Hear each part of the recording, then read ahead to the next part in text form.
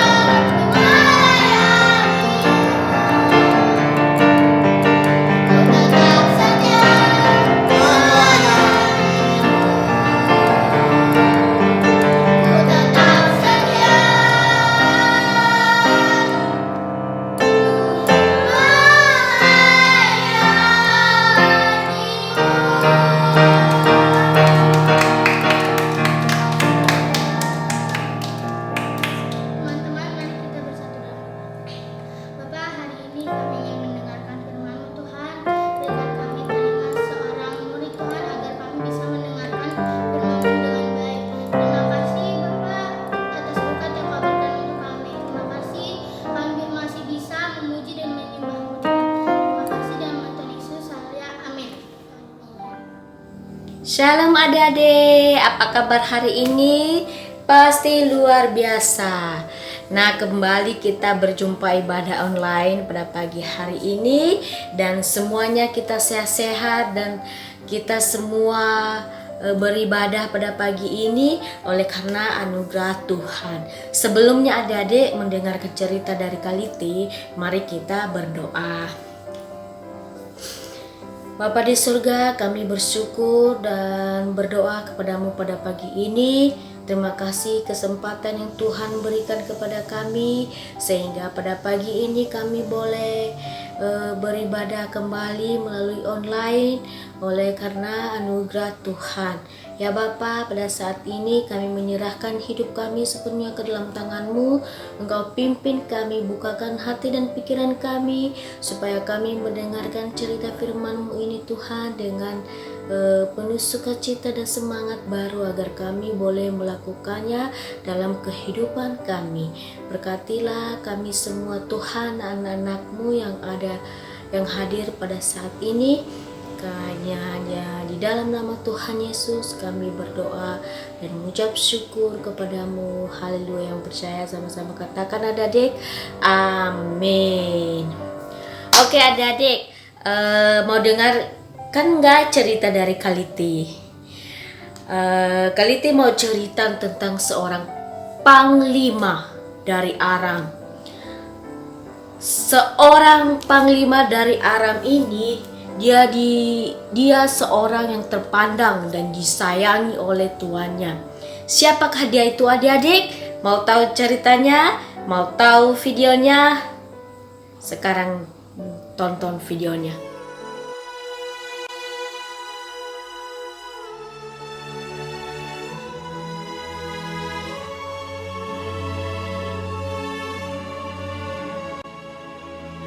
Naaman, Panglima Raja Aram, adalah seorang terpandang di hadapan tuannya dan sangat disayangi. Seorang pahlawan tentara, sebab oleh dia, Tuhan telah memberikan kemenangan kepada orang Aram. Tetapi orang itu sakit kusta. Seorang anak perempuan dari negeri Israel. Ia menjadi pelayan pada istri Naaman. Berkatalah gadis itu kepada nyonyanya, "Sekiranya tuanku menghadap nabi yang di Samaria itu, maka tentulah nabi itu akan menyembuhkan dia dari penyakitnya." Lalu pergilah Naaman memberitahukan kepada tuannya, katanya, "Begini-beginilah dikatakan oleh gadis yang dari negeri Israel itu." Maka jawab Raja Aram, "Baik, pergilah, dan aku akan mengirim surat kepada Raja Israel." Lalu pergilah Naaman dan membawa sebagai persembahan 10 talenta perak dan 6.000 shikal emas dan 10 potong pakaian. Segera sesudah didengar Elisa, abdi Allah itu, dikirimnyalah pesan kepada raja, "Biarlah ia datang kepadaku, supaya ia tahu bahwa ada seorang nabi di Israel." Kemudian datanglah Naaman dengan kudanya dan keretanya, lalu berhenti di depan pintu rumah Elisa. Elisa menyuruh seorang suruhan kepadanya, mengatakan, "Pergilah mandi 7 kali dalam sungai Yordan, maka tubuhmu akan pulih kembali, sehingga engkau menjadi tahir." Naaman dengan gusar sambil berkata, Aku sangka bahwa setidak-tidaknya ia datang keluar dan berdiri memanggil nama Tuhan Allahnya, dan dengan demikian menyembuhkan penyakit kustaku. Bukankah Abana dan Parpar, sungai-sungai Damsik, lebih baik dari segala sungai di Israel?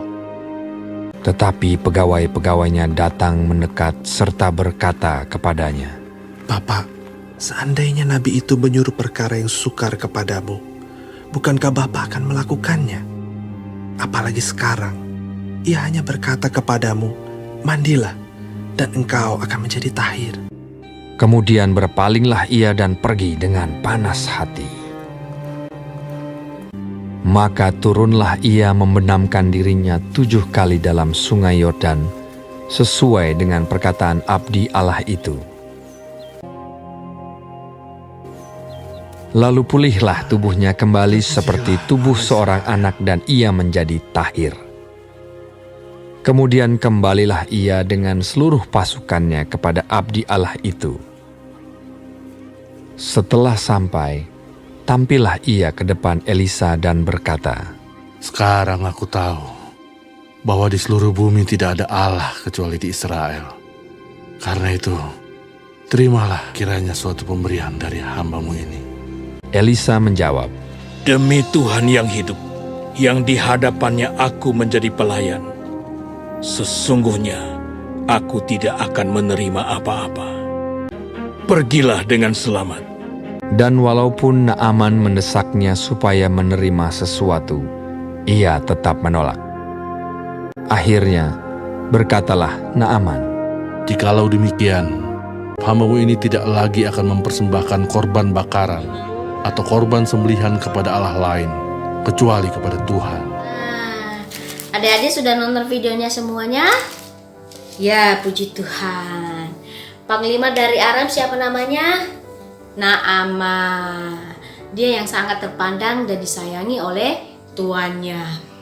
Namun Naaman mengalami suatu sakit kusta yang tidak bisa disembuhkan dan sangat mengerikan. Pada zaman itu tidak ada obatnya.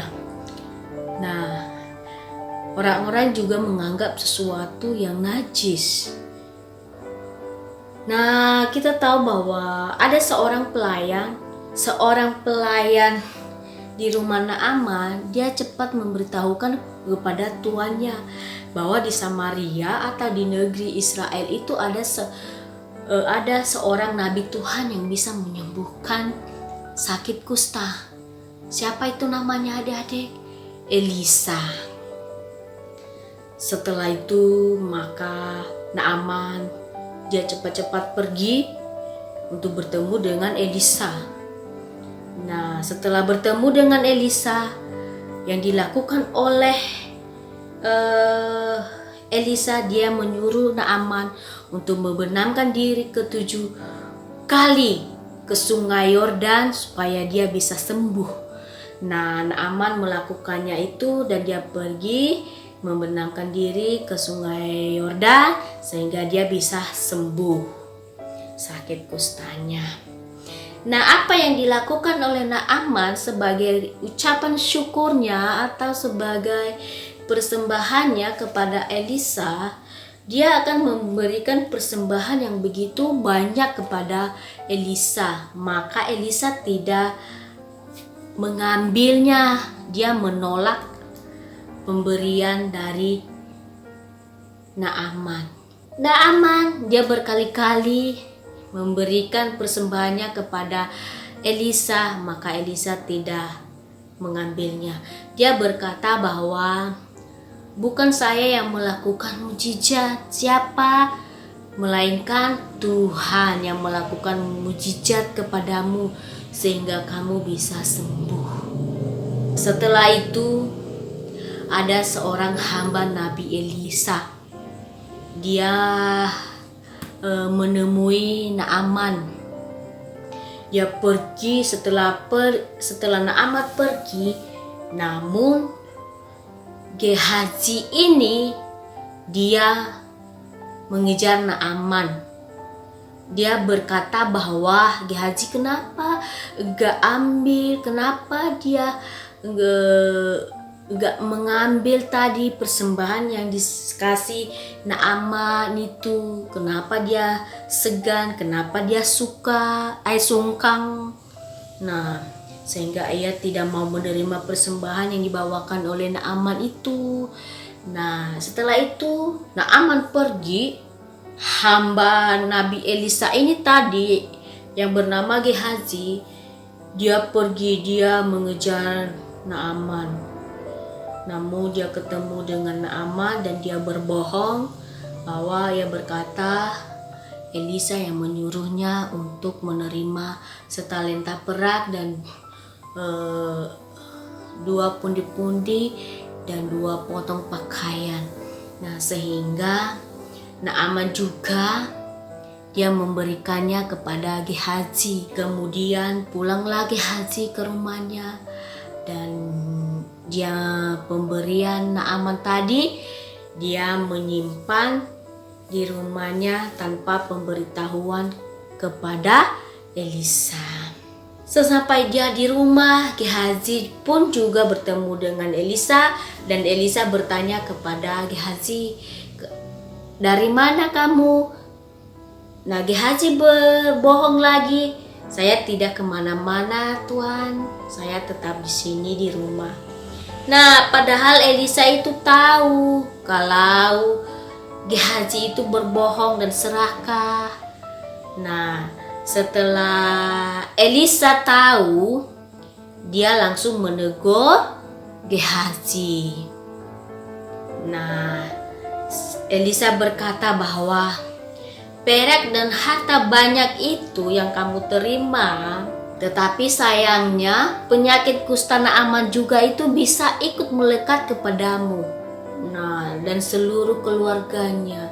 Akibat keserakahannya itu ya adik-adik, kena masalah besar. Kena masalah akibat keserakahan di dalam keluarganya dan kepada dia. Sangat mengerikan adik-adik. Kalau kita berbohong, kalau kita serakah, kalau kita menipu orang lain, dan kita mengalami suatu masalah yang mengerikan dari Tuhan. Makanya adik-adik kita belajar dari kehidupan Elisa, Gehazi ini. Jangan kita berbohong, jangan kita serakah, kita selalu jujur kepada Tuhan kita, kepada orang tua kita, kepada sesama kita, kepada siapapun, supaya kita jangan kena masalah besar. Kita juga melihat bahwa mukjizat Tuhan yang terjadi atas kehidupan Naaman ini sangat luar biasa. Tuhan pakai Elisa untuk bisa menyembuhkan Naaman dari sakit kusta. Tuhan yang berkuasa, Tuhan yang melakukan setiap mukjizat, dan semuanya itu kita kembalikan kepada Tuhan. Dan adik-adik, kita belajar dari kehidupan Naaman dan Elisa dan Gehazi, hamba Nabi Elisa ini. Kita belajar bahwa mana yang baik dan mana yang tidak baik, mana yang benar dan mana yang tidak benar. Kita harus tetap kuat dalam Tuhan, dan kita tetap mengandalkan Tuhan, dan kita harus jujur kepada siapapun. Ketika Gehazi bertemu dengan masalah yang besar yang dialami, dan itu tidak main-main adik-adik. Sampai disinilah cerita firman Tuhan ya adik-adik. Dan nanti kita belajar di rumah lagi.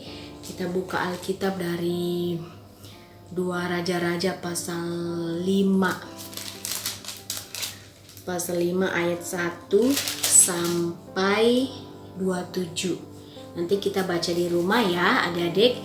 Nah, sekarang kita menghafal ayat hafalan adik-adik. Ayat hafalannya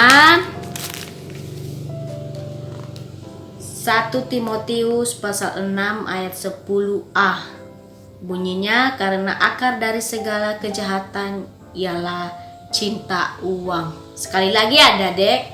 1, 2, 3. 1 Timotius pasal 6 ayat 10a. Bunyinya, karena akar dari segala kejahatan ialah cinta uang. Oke adik-adik, sampai di sini firman-Nya, dan semoga kita bisa belajar semua tentang firman Tuhan pada hari ini, pada pagi ini, dan kita boleh melakukannya dalam kehidupan kita. Mari kita tutup dan mari kita satu dalam doa. Bapa di surga, kami kembali bersyukur kepadamu pada pagi hari ini.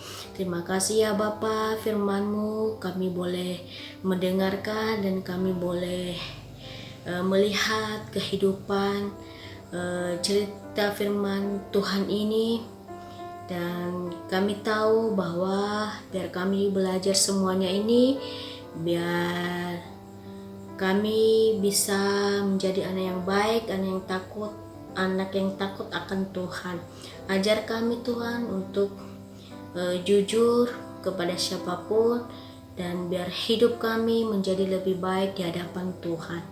Berkati kami, berkati keluarga kami, berkati papa mama kami, teman-teman kami, semuanya berkati dimanapun mereka berada hari ini.